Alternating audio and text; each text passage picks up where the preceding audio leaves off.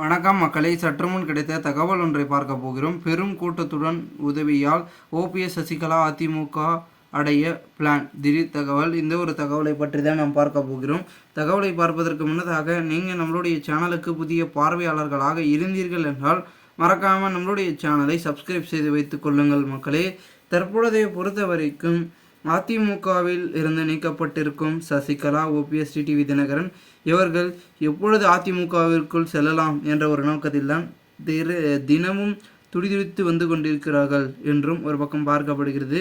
அது மட்டும் இல்லாமல் பெரும்பிரத்தில் இருக்கக்கூடிய நம்மளுடைய முக்கிய அங்கமாக இருக்கக்கூடிய எடப்பாடி பழனிசாமி அதிமுகவின் பெரும் ஒரு ஆதரவை எட்டி கொண்டிருக்கும் சூழலில் இவர்கள் திடீரென இப்படி வந்து சொல்லிட்டுறதுக்கான காரணம் என்னவென்றால் அதிமுக பெரும்பான்மை அடையணும் அப்படின்றதுக்காக தான் வந்து இதெல்லாம் பண்ணிகிட்ருக்காங்க அப்படின்றத வந்து பார்க்கப்படுகிறது.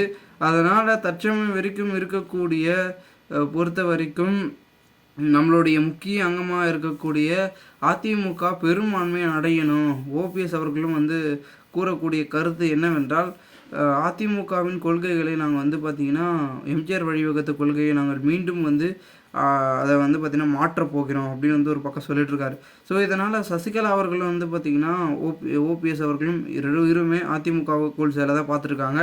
அதற்கு நம்ம மட்டும் தனியாக போனால் வேலை ஆகாது. அதிமுகவில் இருக்கக்கூடிய தொண்டர்களையே மாற்றி தம்மசமதனப்படுத்தி அதன் மூலமாக போகணும் அப்படின்றது சசிகலா அவர்களுடைய கருத்துக்களாக இருக்கிறது. ஆனாலும் இருந்தாலும் இல்லா காட்டியாலும் சசிகலா பின்னாடி ஏகப்பட்ட கூட்டங்கள் இருக்குது. அதிமுகவில் இருக்கிறவங்களே சசிகலா அவர்களுக்கு ஆதரவு வந்து கொடுக்குறாங்க. இந்த ஒரு சூழலில் சசிகலாவின் பெரும் விதத்தில் இருக்கக்கூடிய இந்த ஒரு சூழல் என்பது அதிமுகவை மிகுந்த ஒரு பரபரப்பை ஏற்படுத்துகிறது. ஏன்னா வந்து பார்த்திங்கன்னா சசிகலா வந்து ஒரு தகவல் வந்து குறிப்பிட்டாங்க, எங்களில் ஒருத்தர் திருந்த போகிறார் அப்படின்னு. ஸோ எல்லாருமே வந்து கட்சிக்குள்ளே இணைக்க போகிறாரா அப்படின்ற ஒரு பேச்சுக்கள் ஆகிவிட்டது. ஒரு பக்கம் எடப்பாடியை காட்டிலும் எடப்பாடி பழனிசாமி என்ன பண்ண போகிறாரு, அவர் ஒரு பக்கம் வந்து பார்த்திங்கன்னா கட்சி கழகம் வந்து சிறப்பாக செயல்பட போகிறது, சிறப்பாக வழிநடத்த போகிறோம், 2024 ஆட்சி அமைக்கப் போகிறோம் 6 அப்படின்றது அவருடைய கருத்துக்களாக இருக்கிறது. அதை தாண்டி இவர்களை ஒன்றிணைக்கும் வந்தார்கள்னா ஏற்றுக்கொள்ள முடியாது அப்படி இப்படின்லாம் வந்து அந்த கருத்துக்களே சொல்ல மாட்டார். மற்ற இந்த அமைச்சர்கள் இருக்கிறார்களா, இல்லை நீக்கப்பட்டது தான் அப்படின்னு வந்து அவர்கள் மூலமாக தான் வந்து பதில் வருகிறது. அல்லவோ எடப்பாடியின் தரப்பிலிருந்து எந்த ஒரு பதிலும் வரல. ஸோ அவரும் அமைதி காக்கத்துக்கு ஏதேனும் உள்ளடி வேலைகள் இருக்கிறதா அப்படின்றத ஒரு பக்கம் வந்து அரசியல் வட்டாரங்களில் அப்படி இப்படி பேசப்பட்டு கொண்டிருப்பதை நாம் காண்பித்து வருகிறோம். இதனால் பன்னீர்செல்வமும் சசிகலா அவர்களும் மீண்டும் அதிமுகவில் சென்றாலும் ஆதரவு என்பது பெருகும்.